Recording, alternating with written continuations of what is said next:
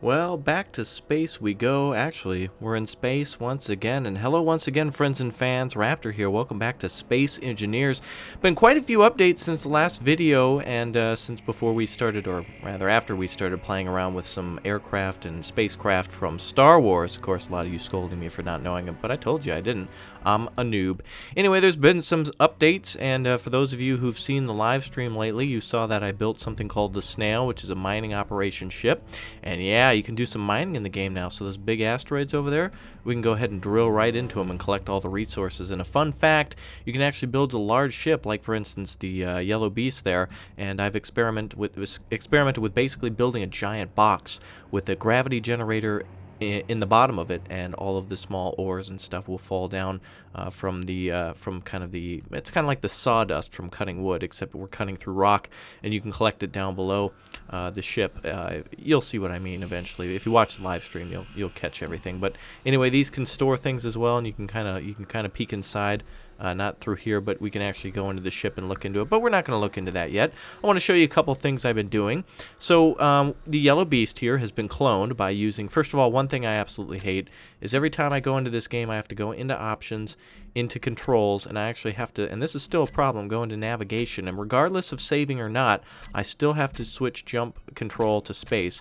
Space, as in Space Engineer, should always make you go up, right? Like up into space. That's just the way it should go.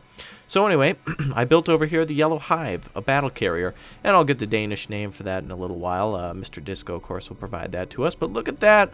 Oh, look at that. All of our wasps have fit neatly inside. And you can kind of see a little runway here, and there's 2 levels of storage to it, and the interior has been somewhat redesigned. We can actually walk around, and we can take these bad boys out of the bay and fly them around. Now, of course, it's a little tight quarters, and I'm still pretty proud of this ship, so I haven't designed a new one or anything yet, but we'll move on to bigger and better projects in the future. You know, it's just something that's going to happen. There's our gravity generators there, and of course we've got all of our storage and everything there. And you know, I'm getting tired of flying around and crashing things, so it would be really cool if we were to get some type of a gun. You know, by the way, we have access to the drill, by the way. That's something we can use. We can use the hand drill. You can see I got my gun there, but that's of no use at this moment. But anyway, the hand drill, of course, can do some damage. Let's go ahead and screw this thing up a little bit. Oh, look at that. We can beat right through it. Hand drill is really good, by the way, for mining out larger pieces of asteroids or just causing some general damage to a ship. In fact, you can see the damage that we can do here just to our to the Yellow Hive just by kind of sitting there. Look at all those pieces fly away. That's some pretty good damage just for a couple seconds sitting there. So you could basically cut through somebody's hull, and you could actually sabotage some enemy aircraft by just quickly sneaking in and cutting off their tails. But that's boring. Let's actually try out the gun. I lied to you. The gun, of course, is updated. Let's do it. Ah-ha-ha! Merry Christmas, you filthy animal. Awesome. So anyway, we blew off the cockpit. Damage seems pretty realistic. You can blow off parts and pieces, or just in general damage armor, or just cut off the tail like I did before. Also, beacons are available for aircraft, which gives them names. As you can see, their Yellow Hive is labeled because we have a little beacon on. And to basically turn on the beacon, all you have to do is jump into the cockpit. And we'll just turn on our jetpack to get in there a little easier. And you can go click. If you press K, you can go through everything and kind of go through all the controls of what everything does. But under the name there, you can rename it. This is actually a beacon, and it's now on because the ship itself is on. Or once we turn it on, it's on. So once the power comes on, it is on, otherwise we could turn it off. So that really helps for when you're building, when you have like a space station out in the middle of the map and you have no idea where the space station is. That's the easiest way to find it. So we'll go ahead and turn that off, and I'll give you a little bit of extra tourage around, I guess. Yeah. So anyway, by the way, the speed of the jetpack has been greatly increased, but a lot of you know that, and it really makes it nice because you don't have to have a ship clumsily flying around anymore to get places. So let's use the snail, shall we? The snail basically is what the name implies. The mouth is up front, and look at that booty. That's where all the ore gets stored. And there's like conveyor belts and stuff. I think it actually works. I'm not exactly sure, but the theory is that there's I'm not exactly sure how it's supposed to work, but if you connect all these via conveyor belt, which I haven't, only one of them's connected, it'll go through the back of the ship. through these conveyor belts here, these little squares, and it'll actually drop them off in smaller cargo containers along the midsection, and then all into the back through that little port there to that large container. So we'll hop into this ship here. It has an ore detector and some other things on it, and this thing can definitely cut ships in half. I'll show you the damage that it can do a little bit later, but we're going to want to get up close on it and hit T. So basically, she weighs a lot, weighs quite a bit. If we hit K, we can go to inventory, and you can see here we have stones in each one of our drills. Looks here we have something called a display. We have nickel ingot here from small container 2. We have an iron ingot and some other pieces here. We have a NATO magazine. What the hell? 5.62 times. Okay, so I don't know if this thing, I don't exactly know how the hell that happened. Maybe that's from us tearing through experimental ships. I have no idea. A cobalt ingot. I'm not exactly sure if this ship, the drills are able to make things out of it. I'm not exactly sure how that works. But anyway, let's, yeah. So if you saw me in the live stream, by the way, that'll be up in a few days. You'll see that. Oh, by the way, over there's our spider. That's going to be our space-based forward operating base or something. That's going to be something I'm going to build in the future. For those of you who like Ace Combat, it kind of looks like the Solg. But anyway, the snail here has some extra engines added to it to make sure it goes fast. And of course, if we hit one, yeah, that's a real damage causer right there. So we're going to go ahead and mine right into this asteroid. I think, you know, let's try to actually go in the asteroid this time. And of course, added engines and added gyroscopes means for a lot easier mining experience. And it looks like we're going a little too fast, so I'm actually going to face the rock here so we can slow down. Okay, perfect. So we're going to head in slow and see if we can actually go inside this asteroid. I may have actually started mining, but this is a great way to make interior bases. You can actually hollow out entire asteroids. In fact, you even have the hand drill too, so you can get a little bit more detail, but you can build bases inside asteroids if you'd like. Let's go ahead and just see from the exterior here how much room we're going to have. Looks like we've got plenty of room just to get inside. Let's flatten out some space here for a ship to land. So you can see now we're starting to hit the rock a little bit, or we're going to hit the rock here. Actually, the best way to do this is, I should have did it this way. If you turn your inertia dampeners off, you'll just fall right into the rock. So as you see, we're about to hit. So all you have to do is like the impending doom spin. But there we go. You want to hit it head on too, by the way. Those drills are pretty durable, but you got to hit them head on. I should probably turn the inertia dampeners on.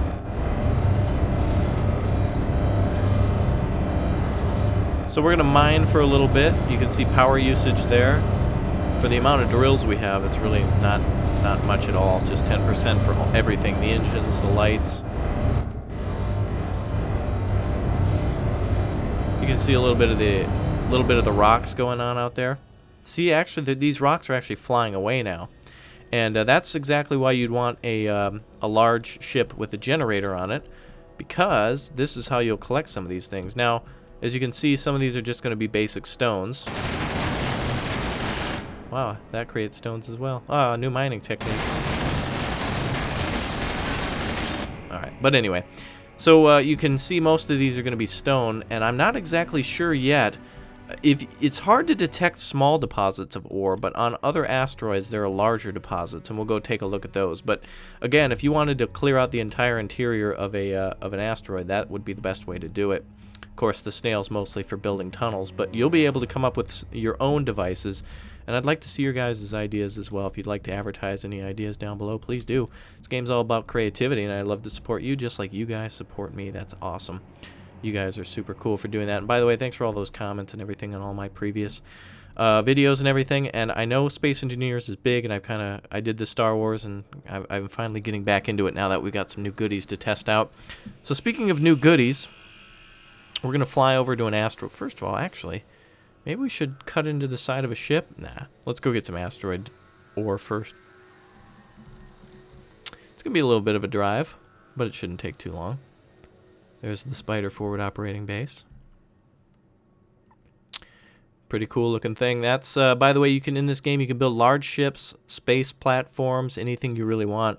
The difference, I think, between building a large ship and a space station is that a space station can be built on rocks and or also be built in space and also can move in really any direction without having like a, I think, forward facing. It's kind of hard to explain, but basically you can build a floating asteroid base if you wanted that won't move, or you could build like a refueling fob like I've built, and you can store supplies on it, which is going to be necessary when you're building on your own. So I'm not exactly sure what this is. Before we, by the way, the ore detector doesn't, I'm not sure if it actually works, nor do I even think we have one. It probably fell off when I rammed into stuff, or I just didn't put it on when I redesigned the thing. But we should have one. In fact, I may have just left it off because, oh, by the way, it's in 64-bit as well. Many updates to this game as well. Multiplayer is coming soon, as well as kind of survival mode where you have to mine your own materials, and that's going to be very important. It's a theory that you're just going to start with a drill, and it's going to be good luck from there with a small ship, so you'll definitely really be able to build up. So there went our first piece of whatnot, and that apparently, it looks like gold to me, but let's see. Oh, it is gold. 19.3, oops, press T. 19. Oh, we're going to get heavy, by the way, as well, and that may affect our movement, and I'm not sure if we have unlimited inventory, but that's something you're going to have to keep track of in the future. Don't know if gold's going to be money. Don't know if it's going to be a building material for computers and such. Who knows? I've looked around a lot of these asteroids too, and I did not know that was gold, but the other ones I can assume if we zoom around, and by the way, it's not a bad idea to scout on foot or just via, spacewalk, because you can move around quickly and get a good look at stuff. That's gold ore there. There's some iron around here. There's also some what looks to be copper. And that actually might be it right there. I'm thinking that might just be... Oh, and there's some more over there as well. So you can see here, this kind of has like a reddish gray striped look. And it's easy to mine. You just got to be very close. Besides, when you're mining with a large miner, that might be a bad idea. As you can see, there's iron ore right there. So that is iron. But yeah, with that large miner, it's going to throw a lot of pieces off. So you're going to want to think of some way to harvest all the materials. Like for me, it's basically like I put a little tray under it to pick up all the crumbs. And then I don't know what you're going to do with those. Collect them and then put them into something. So as you can see, the ore here looks a little different. You've got this reddish striped ore. And then you've got kind of this... It looks like copper. It probably is copper. Or not bronze, lols. But what is that? Nickel. Okay, so that's nickel flying off into space there. So so you got iron and nickel here. You got gold over there, of course, and then some more iron. Gold is absolutely attractive, though. Rawr, look at that. Let's go mine some of it and see how much we can get, and then we're gonna go slam into some ships. By the way, the the assault rifle does some pretty good damage to these smaller ships, and you've basically seen it.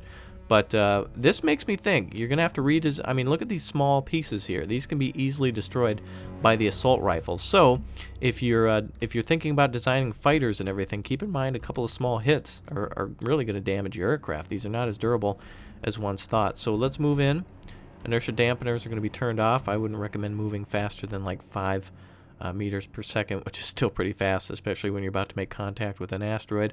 But anyway, we'll slow down here a little bit. And we'll find a nice little spot to... Oh, there we go. Had to turn the drill on. So there you go. You can see all the ore basically flying around. We'll head straight down into the asteroid now. Or the meteor or whatever you... Well, it's an asteroid. We're in space. So look at all that gold ore, huh? So without some sort of large ship around, this could all be lost. And unless you're harvesting it correctly, this is all just going to be debris. So keep in mind, if you're mining... I may have collected a lot of it, but look at how much is just flying out into space. So again, let's take a look at our inventory here and see exactly what we're holding on to. You see a lot of stone. Wonder if the drills, filter storage inventories, small containers. Looks like the drills aren't actually oh, here we go. Stone. Oh, there it is. Gold. Oh, it is gold. AU. Okay. I figured it was going to look gold, but there you go. So 89. There you go. 240 kilograms of ore, 382, etc., etc. Weight seems to affect the ships, but not too much. But as you can see, there's tons of it flying around that we missed. So you're going to want to use a large ship and miners in conjunction. So you might have 3 guys. You might have two harvesting ships, 2 ships to drill, and then maybe 1 collection ship that you'll have to. Well, it's basically space unions are coming. Space unions. So let's get back to our ships, by the way, and let's plow into them and see what kind of damage we can do. Again, I always... great thing, too, by the way, is now with the copy and paste mode that's also come out, you can basically just copy that green base and delete it. So for those of you who've started on maps where there were like those red ships and you want to get rid of them, don't just plow them into an asteroid, just delete them. Or you can copy them, and you can even tape them all together. Just put large pieces of metal connecting them all together, and there you go. A little bit tricky, but again, it's a nice touch. Speaking of nice touch, we're going to give a not so nice touch to the engine compartment of the yellow beast. I'll before we plow into her, I'm going to just open fire with the... do we have... Oh, we had inertia dampeners off. That's why we're coming in so fast. Whoa, there went a tail part from one of the ships. So we're going to come in a little fast here. We'll come in on the other side of the yellow hive then. Oh, I guess we'll make it to the front side. So what I'm going to do is...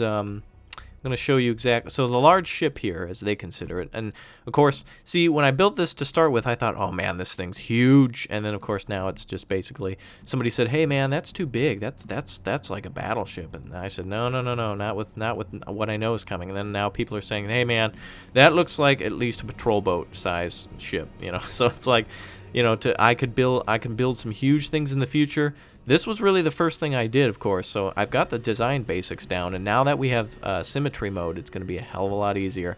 Of course, we had to deal with that in the start, but anyway, break yourself, foo.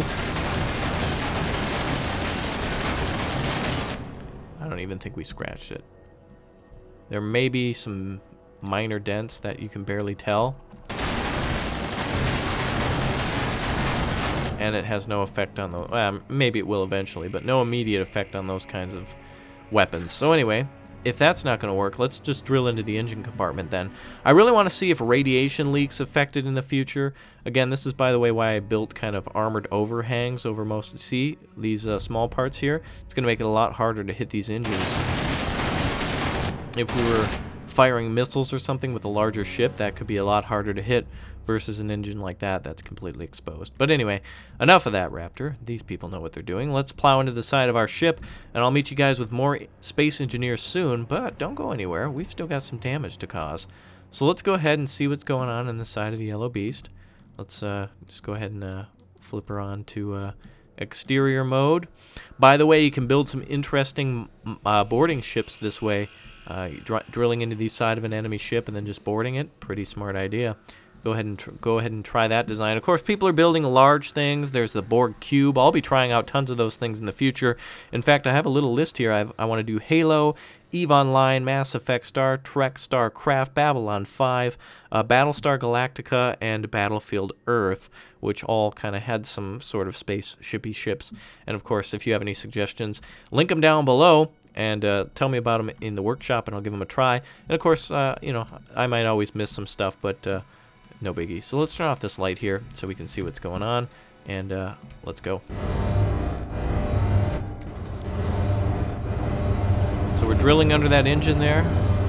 Getting a little close. There we go. We're making contact with the hull. Oh, man. So in a couple seconds there, we've already broken through. There's the containers there. Much more armored section of the ship, by the way, with the engines there and everything, and the containers. Not so easy to break through those, but as you can see, we've already breached the hull, and if we were boarding, we would have done that already. A little bit of our ship being damaged, losing some of our engines over there. So I guess if you made a ship out of containers, you're going to win, because they're indestructible. But anyway, let's take a look at the damage.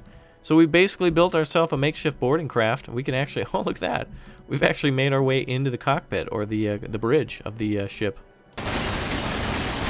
Crunchitize me, Captain. So anyway, that's it. I hope you enjoyed. Again, don't forget to like, comment, subscribe, suggest more videos for me. I'm always looking for stuff, but I would rather play something that you were to point out, because there's tons of stuff that I always see that I think, oh wow, that looks really cool. I wish I could. Of course, that's the tough thing about this game. Oh, what am I? There we go. Ain't got no legs. That's the sad thing about this game, though, is that you spend all day making something you think is cool, and then you notice one person has recreated Game of Thrones on an asteroid. Man.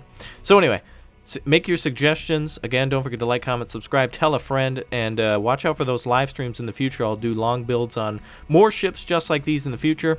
And of course, I have plans to start over and build some mega carriers and mega battleships and a space base sometime in the future. And of course, the space station over there, the Spider. So until next time, it's Raptor for the rest of the Rat Pack, reminding you to keep your password and pimpan strong. And remember, in space, no one can hear you. Bye.